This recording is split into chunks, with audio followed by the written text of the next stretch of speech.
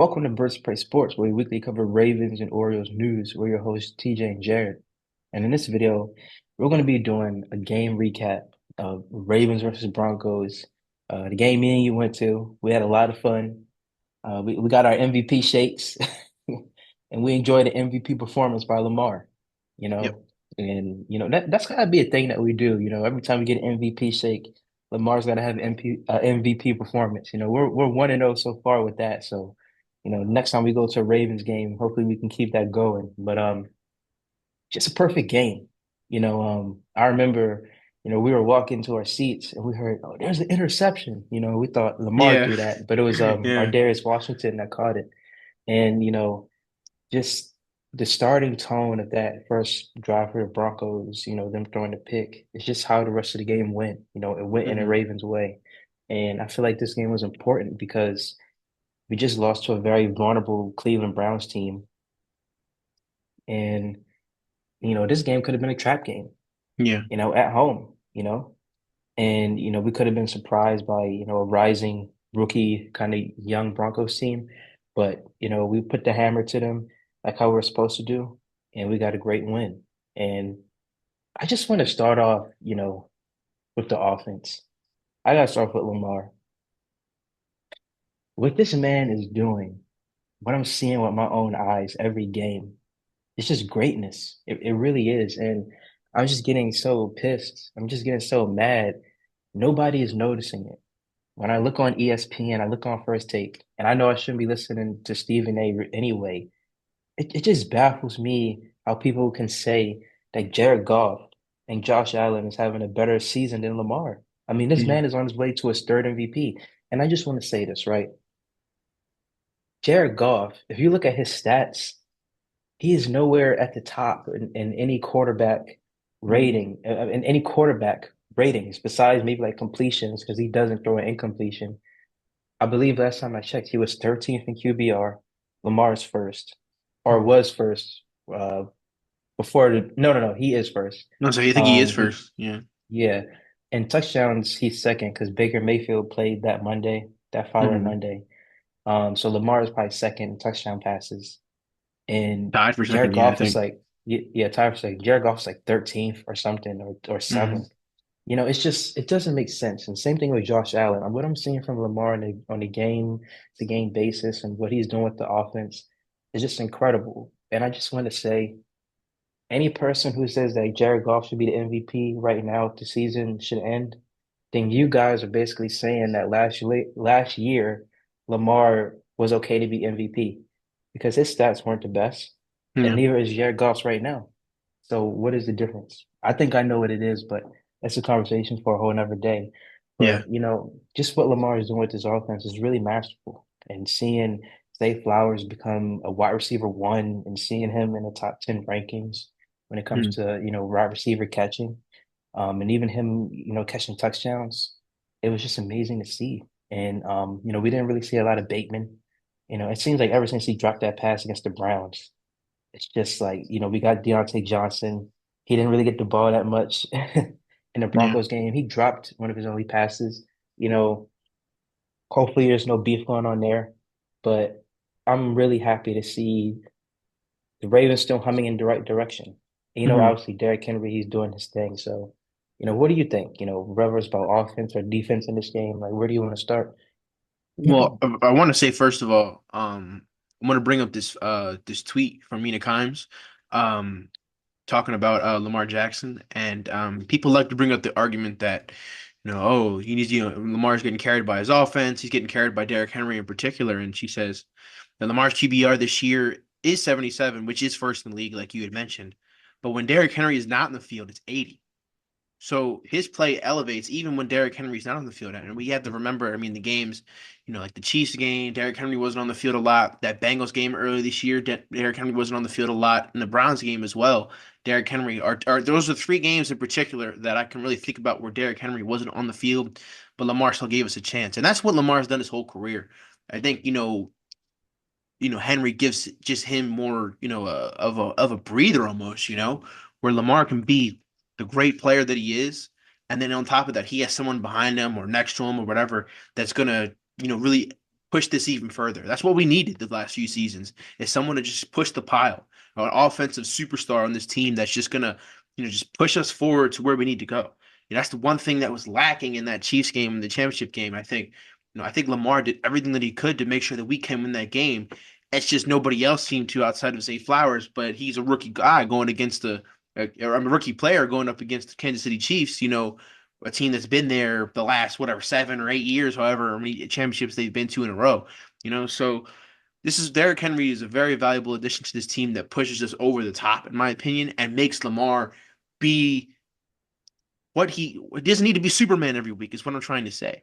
And Lamar is just able to just sit in the pocket, maneuver in the pocket, or whatever you want to say, and be the guy that me and you've always known this. Me and you went back and forth on FaceTime all the time. I remember calling after like every game in 2020 and 2021 and even parts of 2022, where we're just like, we know we can be better than this. And Lamar's stats are continuing to get uglier under the Greg Roman offense. It felt like they're the passing opportunities were just whack in his offense, and then Todd Monken comes. It isn't like pretty at first, but he starting to figure it out towards the end of the year last year, and now this year through the first 9 games, he's looked absolutely amazing. Especially after the week 2 loss to the Raiders, I think Lamar has really elevated his play more and more, and it seems to just continue to even get better. I mean, we're talking about Jackson 5 now, perfect passer ratings, multiple touchdowns in a game where he's throwing not just one touchdown, he's throwing 2 or 3 or 4 or whatever. Like that's something we're not used to as Ravens fans, is their quarterback throwing for averaging pretty much almost 2 to 3 touchdowns a game. We're not used to that. We're used to Lamar throwing like one, a game or maybe even none, and then he'll have that one game where he throws 4 or 5. He'll have 3 or 4 games where he'll throw 5 touchdowns or whatever, and then he'll have every other game where it's like, oh, he'll throw one or he'll throw none. But now it's like he'll throw maybe like 2 touchdowns a game. Like tonight versus the Bengals, I'll probably throw at least 2. Hopefully he throws more than 2. Where he Hopefully, throws yeah, I like, was gonna oh, he say. throws like 7 or 8, 9, 10, whatever. No, he's not gonna do like 7, 8, 9, or 10, but that'd be awesome. But you know, to kind of pivot back to the game, it was a fun game to be at. Took some great videos, took some great pictures as well. It's our first game of the year. Hopefully, it's not our last. I know the tickets are getting crazy expensive towards the end of the year. But the offense was just flowing. They only really had that one hiccup, early in the game where they got sacked on the one drive. Man, you didn't even get to see that because we were still walking up to the very third level in M&T Bank Stadium is definitely an adventure. But we missed 2 drives doing it. So but anyways, it seems like ever since then, I think we didn't score. I think we scored on every drive after that, outside of when Josh Johnson came in. So put up 41 points on the Broncos defense, which, as we read off in our pregame video, which that's not easy. That's not something that it's like, oh, we're playing the Panthers, or we're playing, whoever. Like, no, we playing the Broncos defense. The Broncos defense was nice. They had one of the best ranked defenses in the league, and what we were able to do is just genuinely impressive. Now, our defense truly was in the bend don't break mentality in this game. They were letting them drive down the field, but they were stopping them on fourth downs, especially in the goal line. But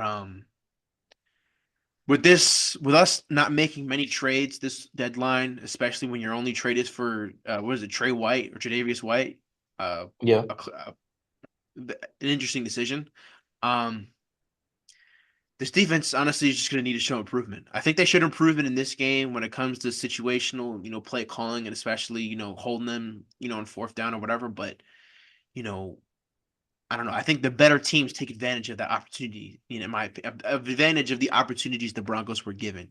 Now, we were lucky to play a rookie in Bo Nix and a very young offense in the Broncos, but I mean, Cortland Sutton was eating us alive. These jump ball receivers are eating us alive, so we got to face plenty of them over the next few weeks, and then we got to face, I mean, down the line, you got to face like the Eagles, we got to face AJ Brown, Devontae Smith, and others, and then obviously you got to, stop Saquon Barkley, but I guess we'll get to that when we get to that. But overall, I mean, this defense has been very, I don't know, inefficient, you know. I could easily see this game tonight versus the Bengals be a shootout, where we need to win by scoring 40 points again, or whatever. So hopefully with T. Higgins possibly being out and Keaton Mitchell coming back, that can provide a boost for us. But I don't know, man. This defense is very very shaky still in week 10, or week 9 or whatever. And I think they were saved a lot by the opportunities that were not taken from a rookie quarterback that rookie quarterbacks usually don't take. So that's kind of my reaction to the game overall. Yeah, and they definitely did let him scramble around a lot. Like Mhm. it was very annoying getting those third down yard. That was still another thing the Ravens defense kept doing is allowing those third down, plays. Yeah. So definitely something we need to fix against the Bengals. They got shifty guys like Yosivas.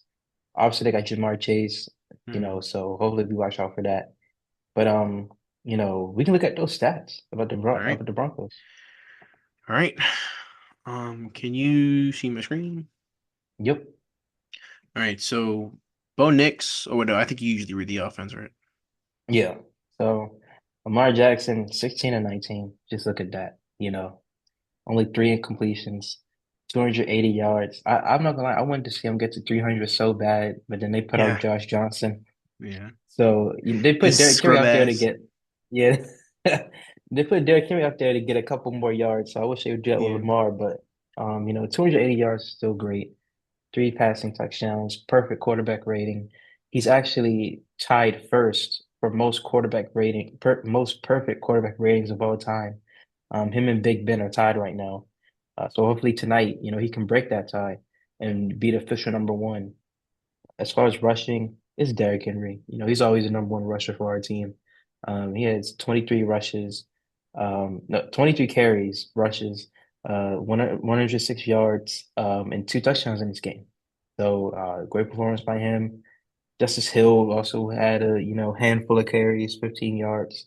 When it gets to receiving, Zay Flowers had a monster game, five receptions for 127 yards, two touchdowns. I actually got one of his touchdowns on recording. It was not, it was crazy to see that. Justice Hill had three receptions for 43 yards. Nelson Aguilar had one reception for 29 yards. Derrick Henry had one reception for 27 yards. Mark Andrews had two receptions for 26 yards. And Rashad Bateman had three receptions for 25 yards. It's literally like 25, 26, 27. The yardage is like really, it's in sync almost. Um, and Patrick Carr with that one 3-yard touchdown reception. Hmm. So really spreading the wealth there. And unfortunately, Isaiah Likely, he got injured in the Broncos game.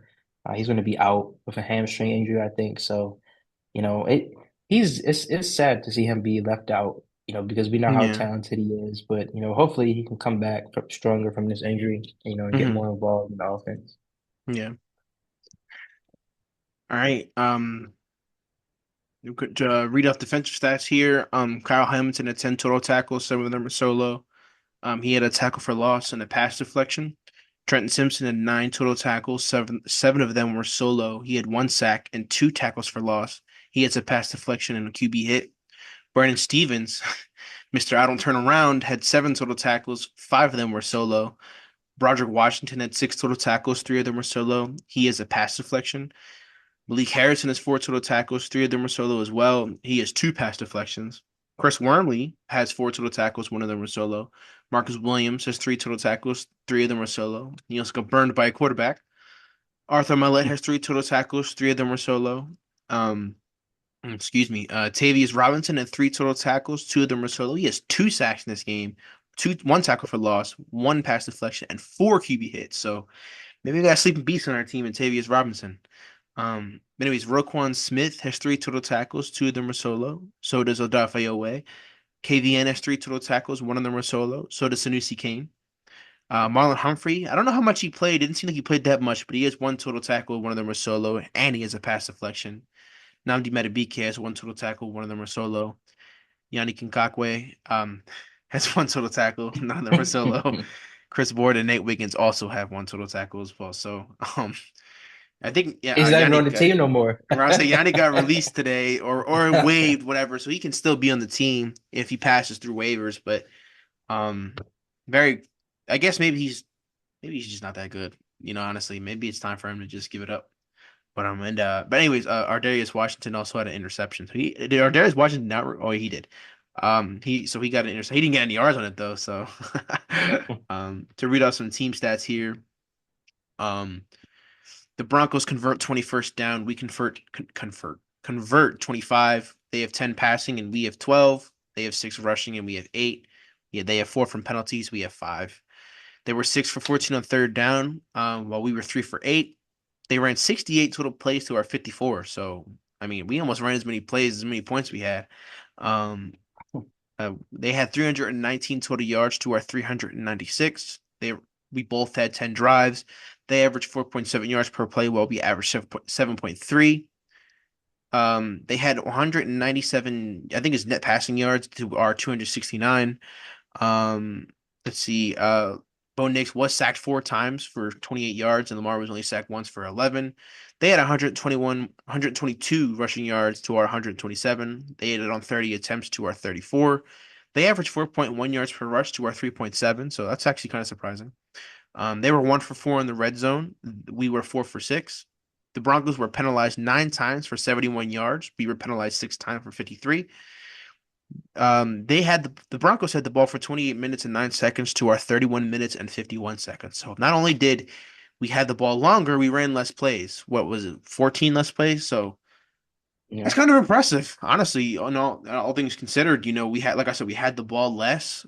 We ran for less yards, but I think it was just us getting those stops on fourth down that just kind of put the game away, in my opinion. So shout out to the offense for locking in after that first drive and just, really just putting your putting pedal to the metal. No comebacks. It wasn't 41-31 or 41-38 or whatever. No, like it was 41-10 and put, like I said, pedal in the metal. Yeah, and this is probably what the score of the Buccaneers game should have been. This Yeah. exact score. So it's good to see us still have that killer mentality, still being up large. But I'm excited every time to see the Ravens offense. And I never thought I would say this. Yeah. Maybe since like, I don't even know. This is like the first year, maybe since last year, kind of, but even still, our offense didn't really get clicking until kind of the end. But Hmm. it's like each game's exciting to see, Yeah. what Lamar's going to do, what, Zay is going to do, if Andrew is going to get involved, Derrick Henry, it's exciting. And I'm happy that we play on Thursday. I'm gonna be Me watching during too. class. I know I shouldn't, but F that class. And I'm like, but I'm just excited, man. I really am, no, yeah. Yeah. Hopefully people, like how they black out for the blackout games. Hopefully people, I guess, purple out, I guess you want to say. The end zones look really nice tonight. I mean, the M&T Bank there in the night games is just absolutely beautiful. We haven't been to one in a few years, but hopefully next year we get to one. I guess if you count the divisional game, it became a night Yeah. game. So, you Yeah. know, I guess that counts. But starting off at like 8 o'clock, is what I'm trying to say. So Mhm. hopefully next year we have more primetime games instead of just two. I guess the 4 o'clock slate, games are considered primetime ish. Like the Steelers game, like the Eagles game. But I guess we're gonna see. So, um, yeah, I was just thinking about this right now. Imagine like we wore our all black versus the Eagles while they wore their Kelly greens. That That would would be be that very would be, aesthetically or we pleasing. wore our color rush or all purple to their Kelly greens. Like that probably I wouldn't like that as much as the all black, but I might do that on Madden tonight. But anyways, Yeah, that's the only way you can see it. Madden, probably. yeah, I don't think they'll wear their Kelly greens on the road, but that's probably all I got in this video. Just a good dominating win versus the Broncos. Yeah, and I'll second that. I guess like you said, a great dominating win. Definitely surpassed any of our score predictions for that game. Yeah, So yeah, good job on that, Ravens. And let's do it tonight against the yep, Bengals. But I think that's all we got for you guys in this video. Make sure to subscribe to our channel, leave a comment down below. What do you think about the Ravens? What do you think about this win? What do you think about the offense? Do you agree with my tangent about Lamar that I went on? And also, you okay? yeah. I had to sneeze. Oh, okay. And also, check out our social medias. Jared posted some great videos on TikTok from our, time at the Ravens game.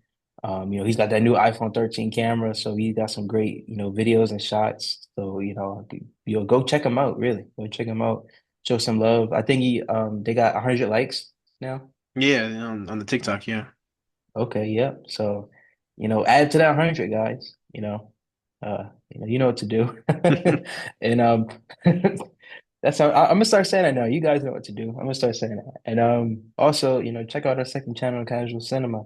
Um hopefully we can get that Venom review. You've seen it already at this point. Yeah. So it's my turn to see it now. So I'm gonna try to, see what I can do, get that Venom review up, and Good deal. yeah. That's all we got for you guys today. First Spray Sports, TJ and Jared. We're out. Right.